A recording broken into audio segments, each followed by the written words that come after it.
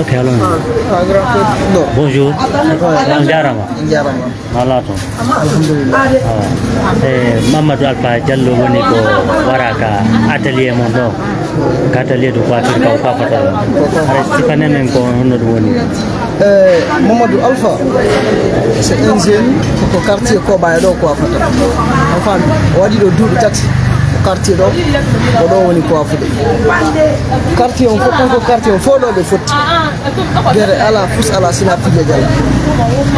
Ko hankin do kusenjo makko ari do dendira makko. Ari do fi disons quoi fa gol. O ardi o ko afotolo. On a dit fait que be wayri ni yidu ko parce que on taw déjà avant do taw ari o hébergino o walino heba ko golla restaurant ko baya ko te do jibisi wadi mo do golli do banda sanno yaado ni wartu o yeko village mimi la anduno mako village enfin mais hankin do ko mi utata ko juma mi ari mi rewi do minni Mamadou Alpha mera joni ko afala o wila aw ella la mi la bi ma bro parce que c'est un ami d'enfance et on a passé assez de temps ensemble mais ari minni ok pas de souci joni mi fait mi ko suudu même pas 30 minutes mi nani carte il faut le sonka wo tufama min hombo tufa be la mo magal jom non jakko ko o cousin jama ko ardo do wiete do Boubacar ko on ari do fi ko afagol e naati do e tumanni e woni do ndel ko woni ko don be nyami ono kambe be nyami e o coiffimo jom non o wawayo bi ndem buudi jamais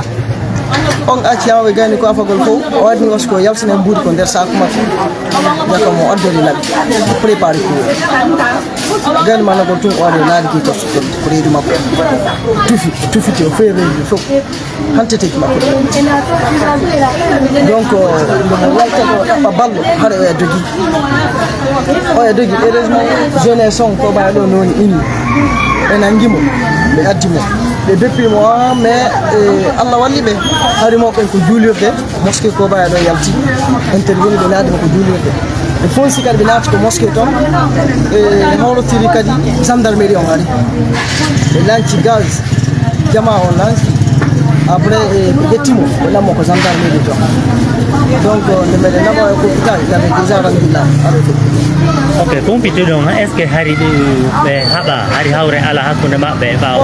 mimmi andano hawre hakkunde mabbe ko mi andano hakkunde mabbe ko welo en tant que dendirabe goddo e cousin mo on famude e mimmi andano man hen hakkunde mabbe taw mele me anda nano min tunde non ko andi no wo ko Allah Mamadou Alpha o mo warano mo mari duubi jeeɗi Mamadou Alpha mo mardi wona 22 ans parce que ko menen gore nano hande man min diri e min ko fuddi ko afude 2015 en 2025 donc ko kanko jeeyo salon de coiffure ko do ko salon de coiffure ça va ici c'est fermé parce que il a rendu là donc do comme mari do comme lando état ko be dartal du repi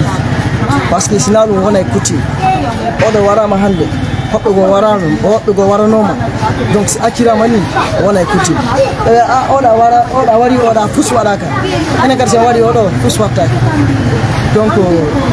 il faut vraiment que la justice soit faite gondo koro ni ko morto et hôpital régional d'Anta. Ok, Mamadou Alpha ko mo honto e kapre. Mamadou Alpha ko mo dingiray, plus précisément Kansato. Jara.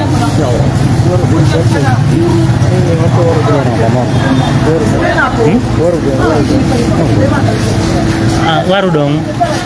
dong nini moy juude sariya parce que be nanguno mo do be namo ko gendarmerie jeunesse hakke ko be moni e yawno ko gendarmerie ton fi lancugol ndara kambe kadi no ittira mone mabbe mais hari be transféré man daw ko brigade de recherche donc à l'instant c'est on pardon il est là-bas donc ko sa yombo wadi ko la 16h comme ça 16h20 action wadi on to rama munya munya ko fotte yalla ina mo yafo de mo yafa be jande wona mo ko bati yafo e siketita jara